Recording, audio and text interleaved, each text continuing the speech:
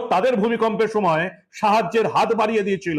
ভারতের সেনা 14 দিন দিন রাত এক করে সেবা করেছিল, প্রচুর মানুষকে, কয়েক হাজার মানুষকে নিরাপদে একেবারে বাড়ি পৌঁছে দিয়েছিল ওই ভূমিকম্প প্রবণ এলাকা থেকে উদ্ধার করে নিজেদের হাসপাতালে চিকিৎসা করার পর সেই দেশটা শুধুমাত্র মুসলিম কান্ট্রি হওয়ার জন্য পাকিস্তানকে সাপোর্ট করেছিল এবং ড্রোন দিয়ে আক্রমণ করেছিল ভারতকে। দেখ কেমন লাগে। এবার 1000 কিলোমিটার ক্ষেপণাস্ত্র ভারত থেকে যাচ্ছে গ্রিক ফৌজের কাছে। তুরস্ক এবার দেখবে কত ধানে কত চাল। প্রতিরক্ষা চুক্তি হয়ে গেছে। আবার বলছি, ভারতের তরফ থেকে আনুষ্ঠানিক ঘোষণা এখনো হয়নি।